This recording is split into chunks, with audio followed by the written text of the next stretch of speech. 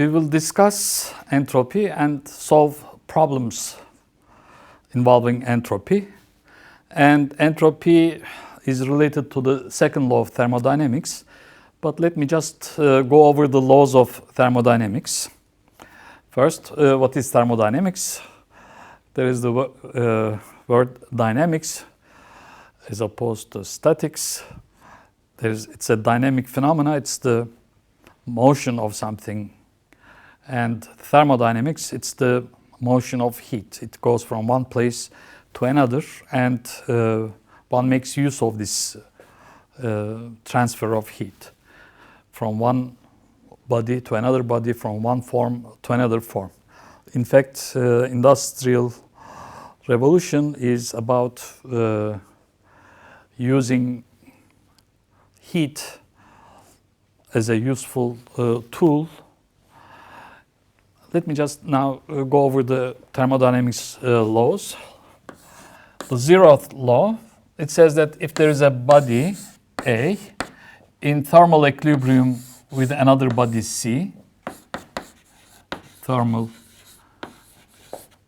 equilibrium, and then there is another body B,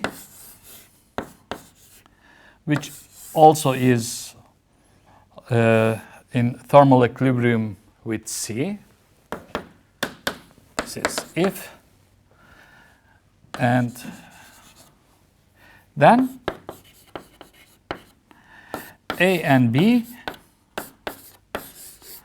are in thermal equilibrium.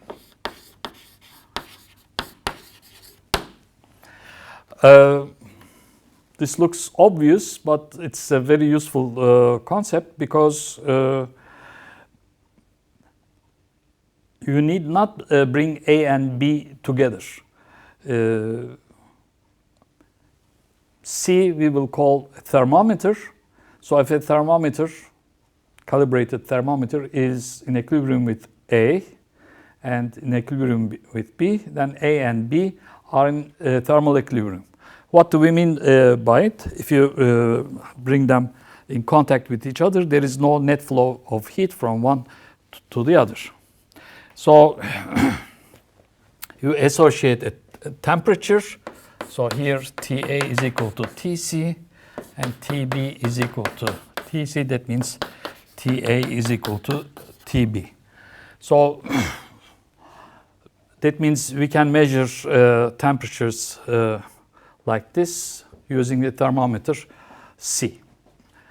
And once you have a temperature, of course you have to define the units.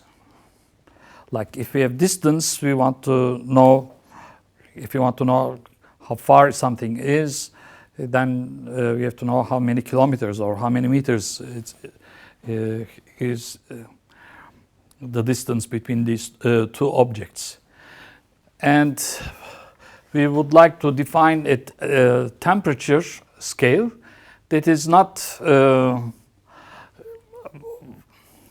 very local. Namely, we should be able to make it as general as and universal as possible. And two such points are found.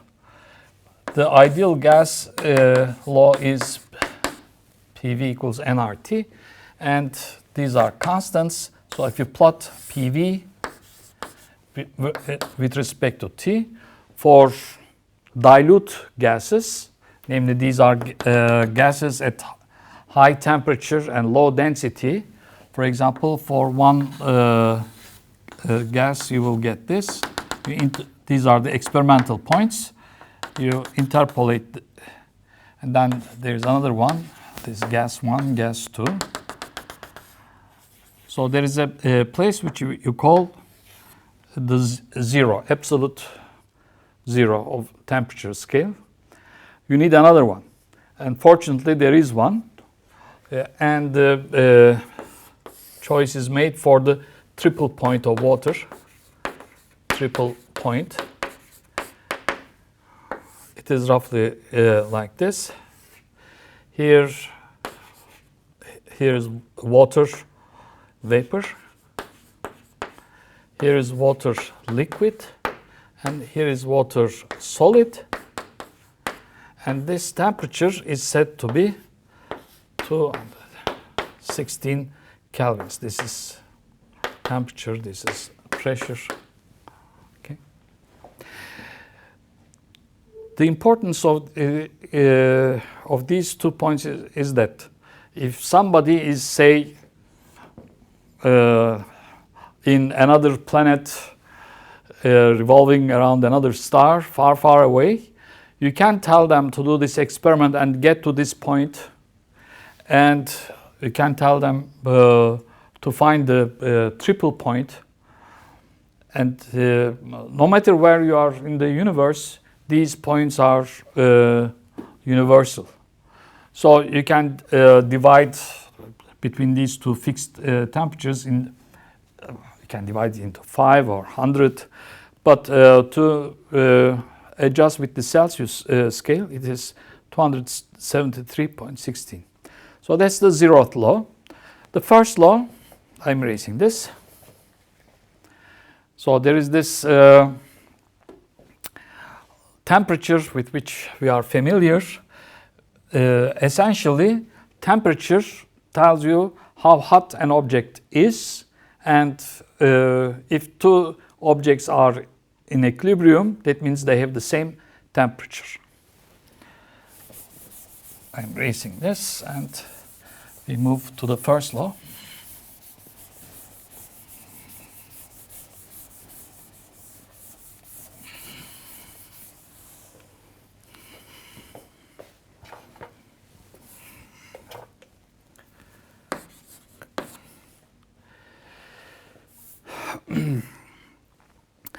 A macroscopic system is represented by some parameters. Let's take gas. That's a nice object to play with in thermodynamics. So pressure and volume and temperature characterize the gas in a volume. And of course, you have the number of particles there. And there is an equation of state. This connects all these parameters. PVT equals 0. That means for the ideal gas, PV equals nRT. And so let's say PV. If we are going from A to B, for example, so these are equilibrium points. Any point on this plane represents an equilibrium situation of the gas. For example, if you know the pressure and the volume, then from here you can find the temperature. So everything will be known. So if you just, whatever the procedure you take, from A to B, if you can control how much heat has been added and how much work the gas does, this is in general PdV. Okay. It has been found that in going from A to B, you can go in various ways. You can go this way, this way, this way, any way. But as long as you go from A to B, and A and B are equilibrium points, it turns out that this difference is always the same. And furthermore, if you make a loop from A to A, du is of course 0. So one defines an internal energy, which is a state function. But heat and work are not state functions. It depends on the path, how you go about it. So the triumph of thermodynamics in the previous centuries is that first they realized that heat is a form of energy. And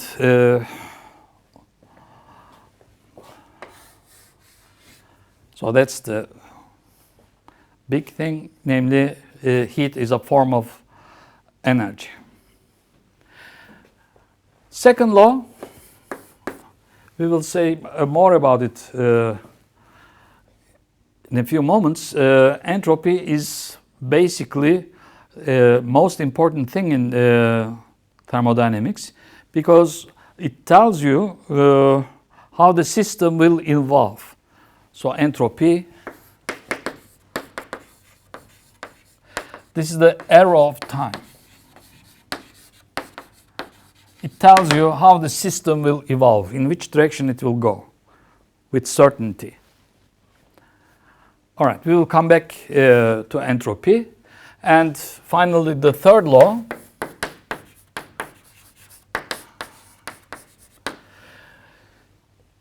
Third law makes contact with quantum mechanics. It says that entropy, as T goes to 0, approaches 0. And the specific heat, for example, you take delta Q is some heat capacity times delta T. And this also goes to C of T goes to 0 as T goes to 0. This is necessary, as we shall see, for entropy not to blow up at temperature equal to 0. And one cannot, if you are above temperature 0, so this is 0, if your material is above temperature 0, you cannot reach the temperature 0 state. It's impossible, basically. One says you need infinite steps, etc. But basically, you can't reach temperature 0. There is one more thing. If somebody from a star comes and hands you a package and says that this is at temperature 0, you cannot keep it at temperature 0. Well, he can't keep it either. The point is that is here, since heat capacity goes to 0 as well. So if it was at temperature 0, the slightest amount of heat, the slightest, tiniest amount of heat will shoot up the temperature from 0 up. So you can't keep the thing at temperature 0.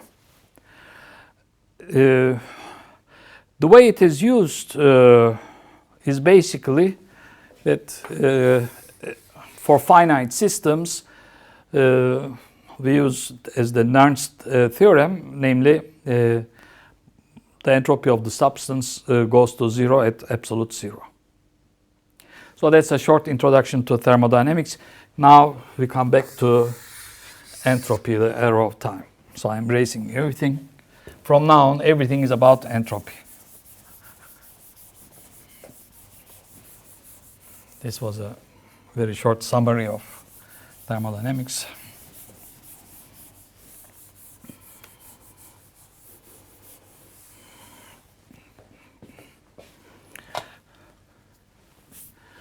Consider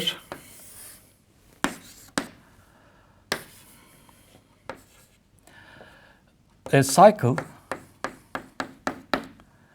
You go from A to B. You go from A to B not through equilibrium points. So these are not really equilibrium points. So I don't draw them like this. I draw them like. In fact, whether you cannot give a meaning to them. You know, I could have drawn it like this. It doesn't matter because during which perhaps pressure is not defined within the system. Perhaps temperature is not defined. It's not in equilibrium. So let's take this one. All right, and then let's take a cycle, and let us consider dq over t on this cycle. German physicist Clausius proved that. I will not give the proof. This is negative. So if you take the system like that, So let it be like this. So this is the irreversible. You let the system go, it goes to A to B, and then you bring it from B to A. So from A to B, dq over T, irreversible. I am referring to this plus from B to A, dq over T, reversible. Reversible means under controlled circumstances, I can always reverse if I want to. That's like this. And the A to B, dq T, irreversible, that's equal to minus, it goes as minus, B to A, dq over T, reversible. Because if it's reversible, I can flip the endpoints, and the minus goes away. It is A, B, dq over T, reversible. I should add here that equality dq over T is equal to 0 if the whole process is reversible cycle. So for the irreversible, we have this inequality. For the reversible, definitely it is equal to 0. So since it is equal to 0 about the loop, we can define a state function SB minus SA is equal to A to B dq over T reversible. So that, for example, if you go about the loop, then you get 0. All right, so this is SB, S of B minus S of A. So for any irreversible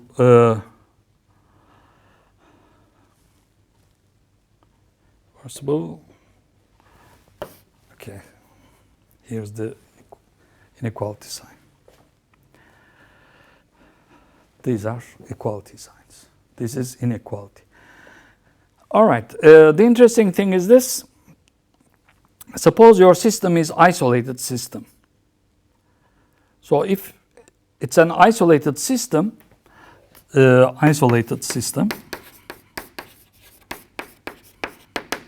dq is equal to 0. Namely, the system does not receive heat from outside because it is isolated, thermally isolated. That means 0 SB minus SA or SA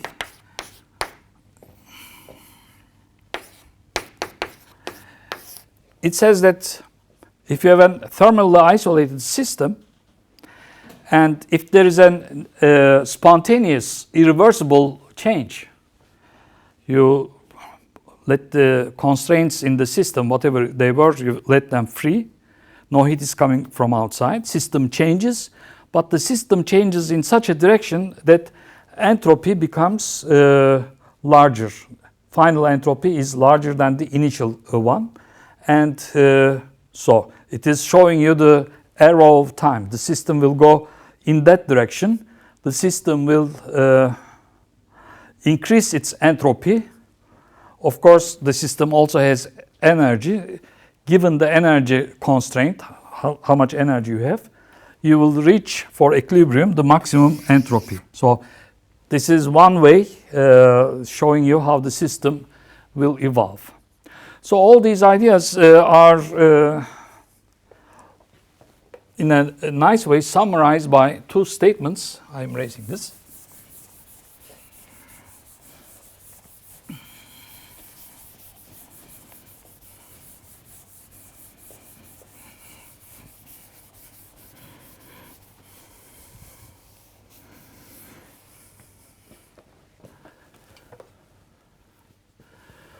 Second law. can also be summarized like this. One is the Clausius statement. For example, here we have a cold reservoir. It's a big reservoir at temperature Tc. C stands for cold. And there is another reservoir for T hot. So these are big reservoirs at cold temperature and T hot. You cannot have a cycle, no cycle. This is critical, no cycle. You can never have a cyclic operation at the end of which the net result is that you have taken heat Q from the cold reservoir and dumped it into the hot. So no such thing will ever happen. Namely, it will not go this way. Let's look at the entropy of this thing. The cold reservoir lost heat. So delta S, so let's call it 1 and 2. Delta S1 is equal to minus Q over Tc. Minus because it lost the heat and temperature did not change along the way. Delta S2, the hot reservoir received the heat at temperature T hot. So it is plus Q Th. Delta S total equals, since Tc is lower than Th, I can write this like minus Q, 1 over Tc minus 1 over Th equals minus Q Th minus Tc over Th times Tc. Since Th was a higher temperature, this part is positive, Q is positive, and this is negative. So delta S is negative, but this is against this. This cannot happen. So this is a no-go statement. No, this cannot happen. You will not have any process, any imaginable process, such that at the end of the process, the only change will be the taking out heat Q from the cold reservoir and dumping it to the hot reservoir. So that's the Clausius statement. The second one is the Kelvin statement.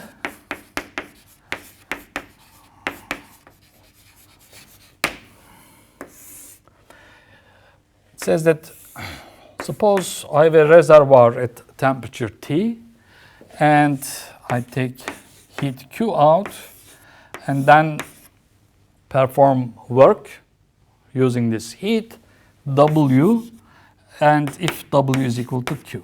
The statement is that this is a no. This will not happen. This will never happen.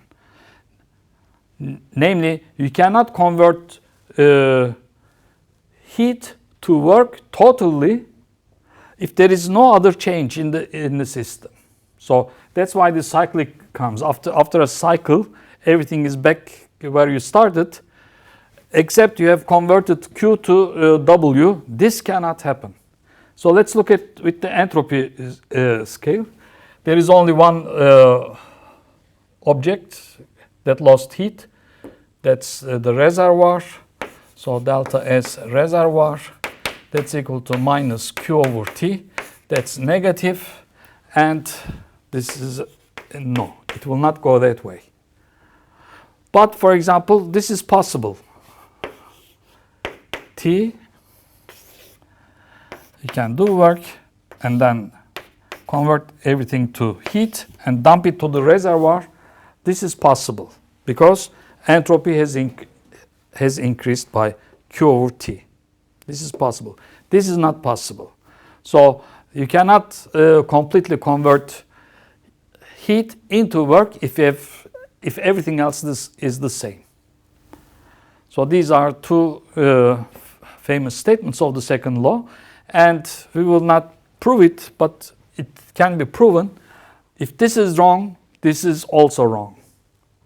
Or if this is wrong, this is wrong. Namely, these two statements are one and the same. They imply each other. They are either both correct or both wrong, and we know they are both correct.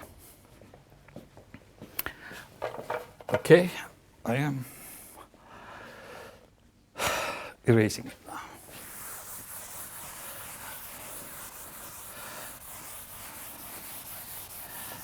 So let us take the ideal gas, a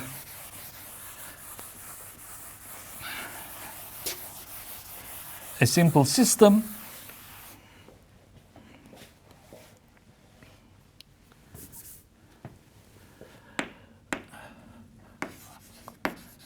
Computation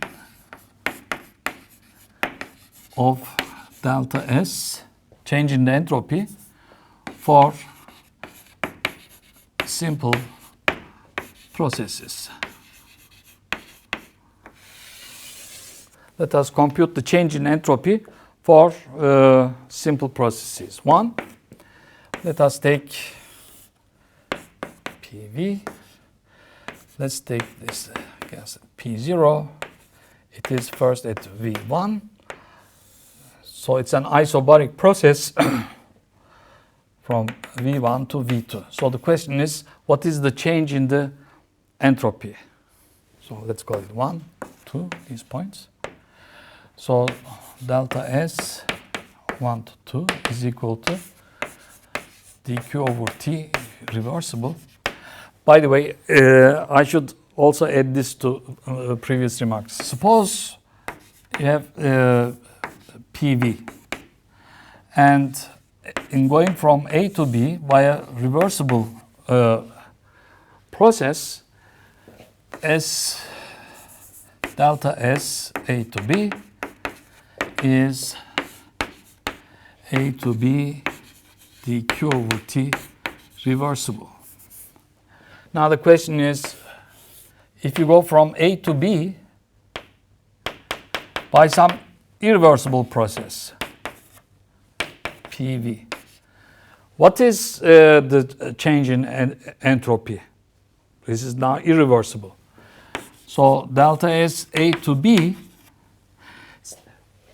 if A is an equilibrium point, if B is an equilibrium point, then this is again, under these circumstances, again, A to B dq over T reversible. Namely, we don't care if we go irreversible from A to B. If A and B are equilibrium points, since entropy is a state function, we again compute it this way. All right, coming back to here, we are going from 1 to 2, dq. So we are going with constant pressure. Therefore, dq is n times Cp dt over T from 1 to 2. So this is n Cp log T2 over T1, and P0 V1 is equal to nR T1, P0 V2 is equal to nR T2. So if you divide, T2 over T1 is V2 over V1, so it is nCp log V2 over V1. So this is the answer. So if there's a path that is involving a constant pressure segment, the entropy along that segment is to be computed like this. Next one, constant, let's write it.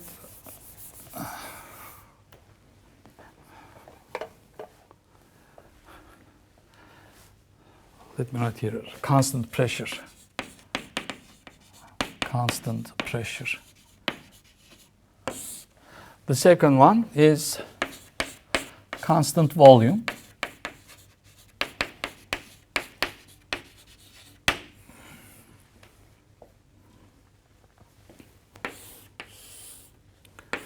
So PV we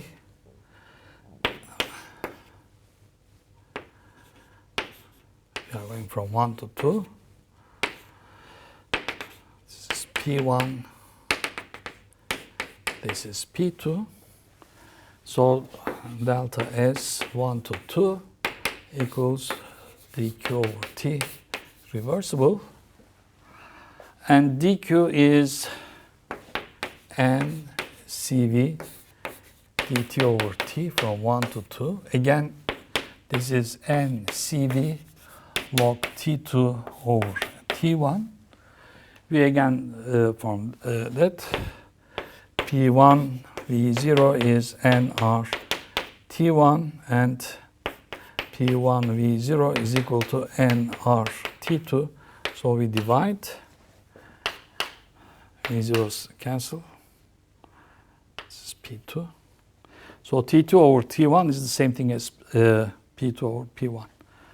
So this is equal to n CV log P2 over P1.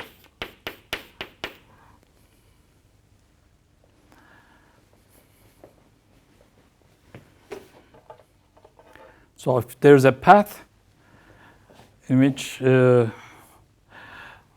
suppose from 1 to 2 we went by a non-equilibrium process, still we would calculate it the same way by using a reversible path.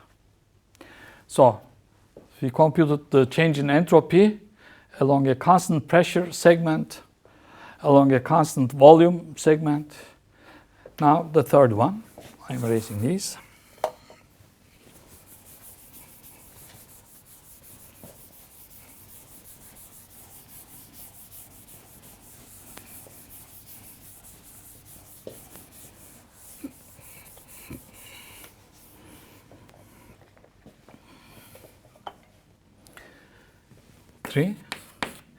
Constant temperature pass. Constant temperature. So ideal gas law is PV equals nRT. If T is constant, then PV is constant. That means P goes as constant divided by volume, so it's a hyperbola. So we have PV. So it's the constant T. Here is 1, here is 2. And delta S 1 to 2 is equal to dq over T reversible equals dq from the first law, du is delta Q minus delta W. This is PdV. And delta Q is du plus PdV.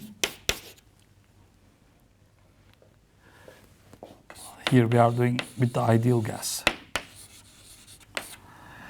So for the ideal gas, if the temperature is constant, the U does not change, because the U for an ideal gas is nCV dt. And if temperature is not changing, dt is 0, so du is 0. So that's 0.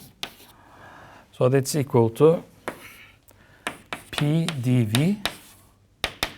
We again take P from the equation of state. This is nRT over V. dV nRT over V. N and R are constant. T is constant, so they go out of the integral. This is from 1 to 2, nRT log V2 over V1, except we are going to divide it by T, T,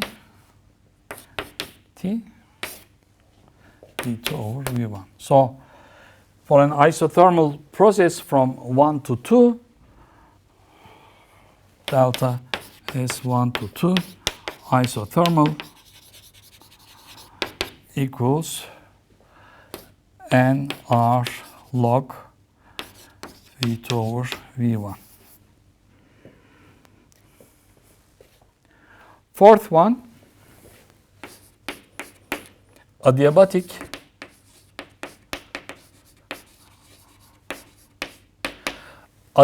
by definition means delta Q is equal to 0. That makes delta S equal to 0. So if you have an adiabatic process, 1 to 2, adiabatic, no heat is taken, delta S 1 to 2, adiabatic is equal to 0. So perhaps I just write them out.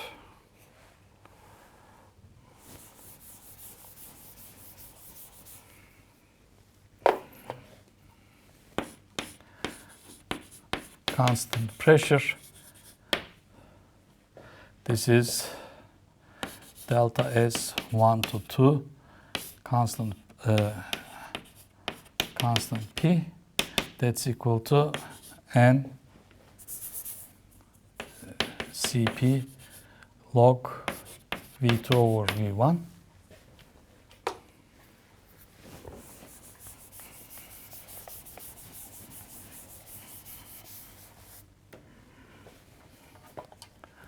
To constant volume, delta S 1 to 2, constant V is equal to N Cv log P2 over P1. 3 constant T, delta S 1 to 2, constant T, that's equal to nR, it's right there, log V2 over V1. And for adiabatic, delta Q is equal to 0, delta S 1 to 2 is equal to 0. So given any path, even if it's irreversible, you have to find a suitable reversible path to compute the entropy differences, and you can always break it to constant pressure, volume, temperature, or adiabatic paths, and compute your entropy change. All right, so these are the simple processes and the computation of the entropy change for the ideal gas. Now let's take this very interesting and important example.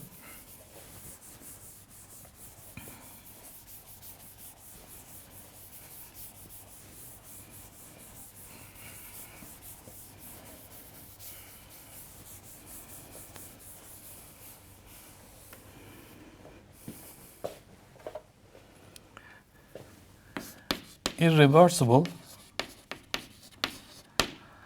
and reversible expansion of an ideal gas.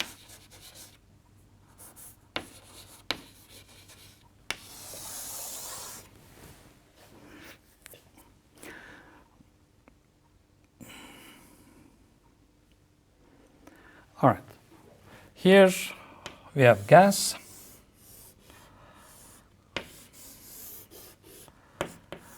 Originally this is empty, this is full, so it's V1, total volume is V, and the whole thing is here in T. You open the valve, and of course what we expect, the gas rushes to the empty chamber, and just give it a little time for it to settle, and the equilibrium is reached. So this is the initial, and this is the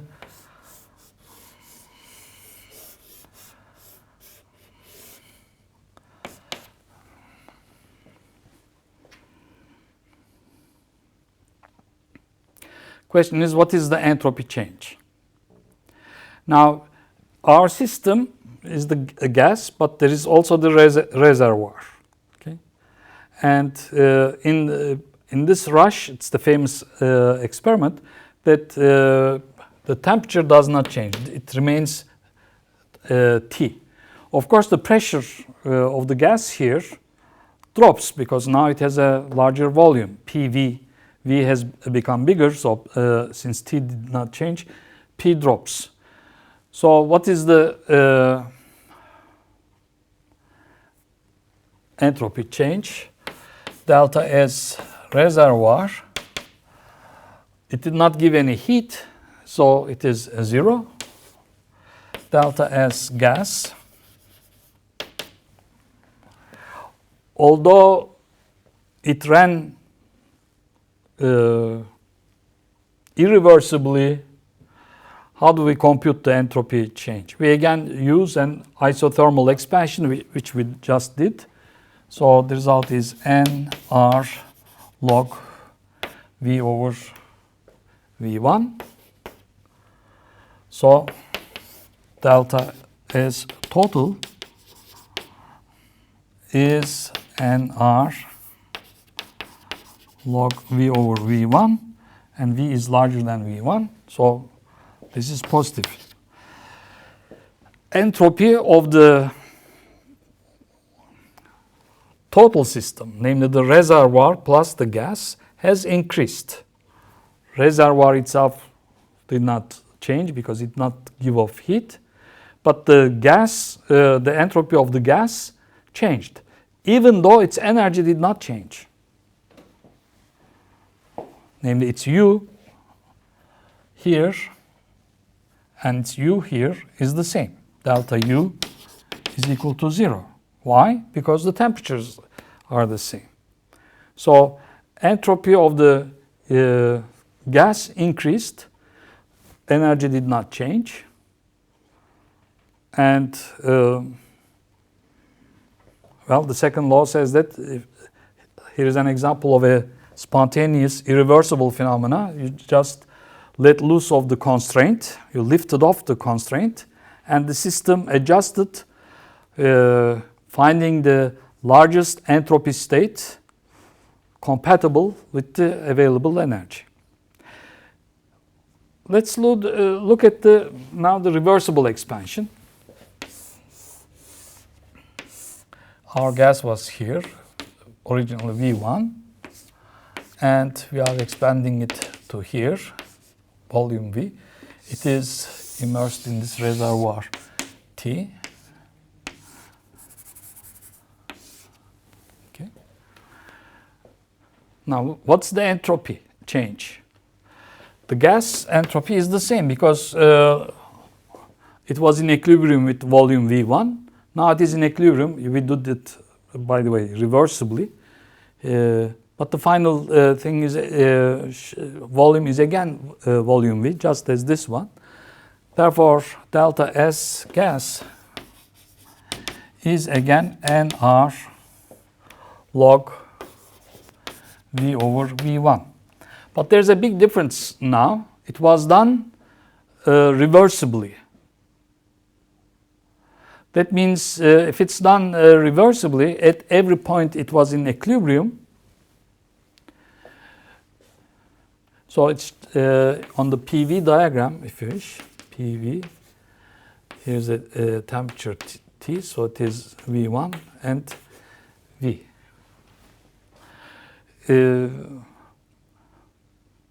To keep the temperature the same under these circumstances, heat flows from the reservoir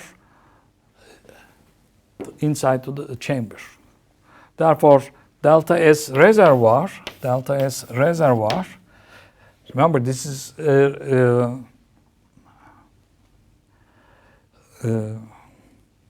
reversible process. So,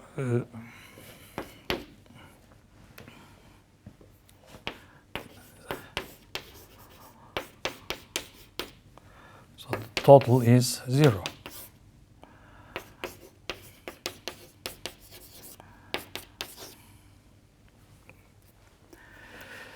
There is a very important difference between this and that, even though initial states and the final states are the same.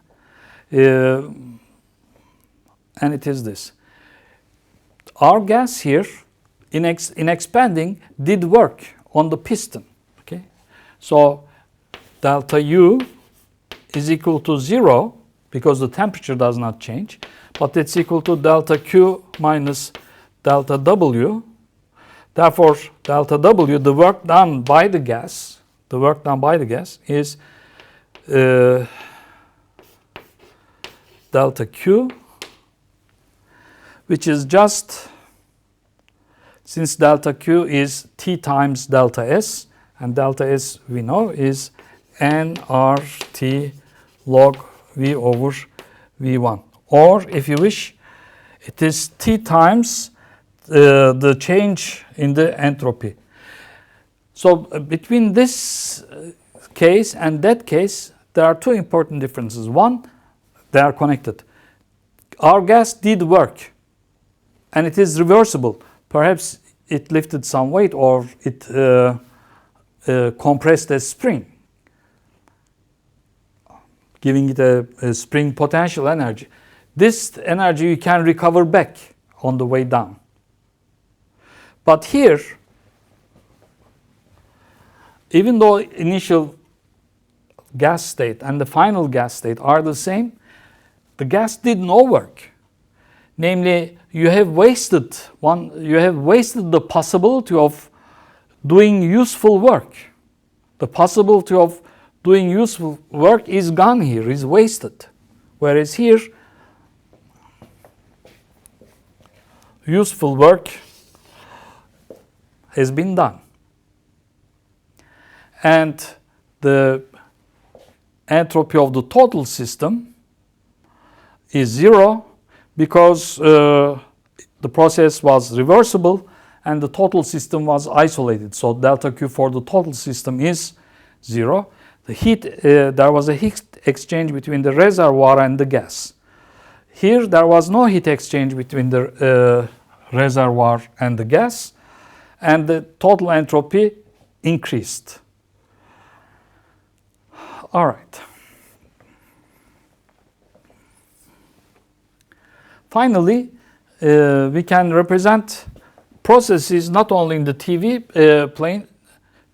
plane, but also on the TS, temperature entropy plane, and they are very useful. I will just give a simple example of the Carnot engine on the TS.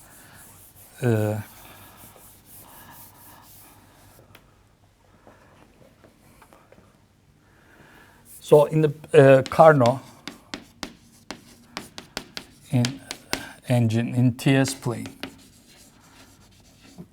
let me remind you, Carnot engine in the PV plane, you go isothermally A to B, then adiabatically to C, then return back isothermally to D, and then adiabatically to D. And then one computes the efficiency.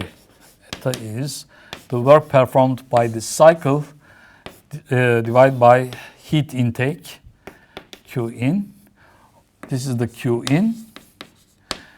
These are adiabatics, so you don't receive or let out heat. And this is Q out. This thing is done trivially in the TS plane. So this is T1, T2.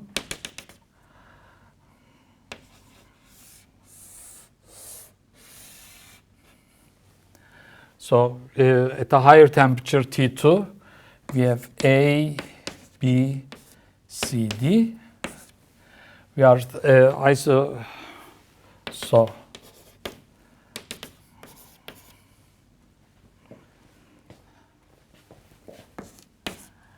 So let's compute the efficiency here. Eta is W over Q in. W is, through energy conservation, is Q in minus Q out over Q in.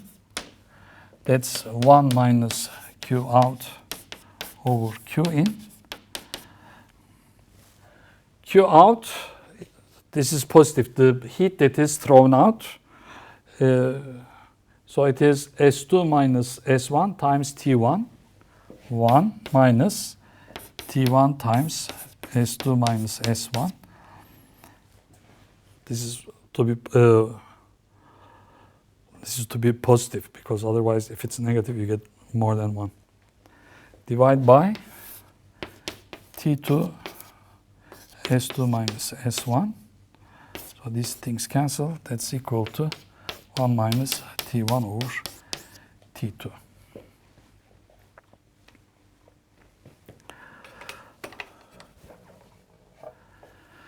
All right. We will have problems involving reservoirs later. So let me just indicate one simple reservoir.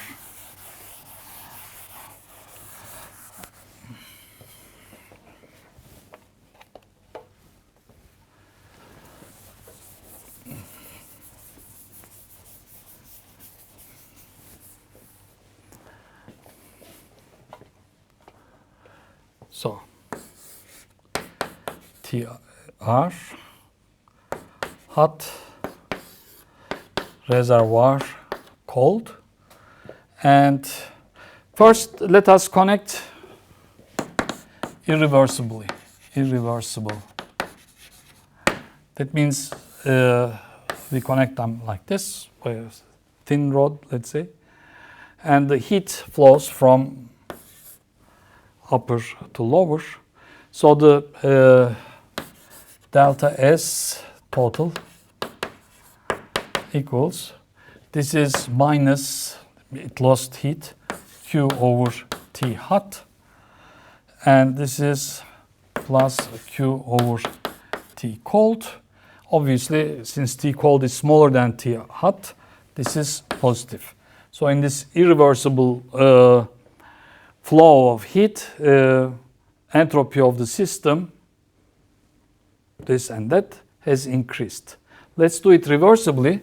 To do it reversibly, we operate a heat engine between two reservoirs.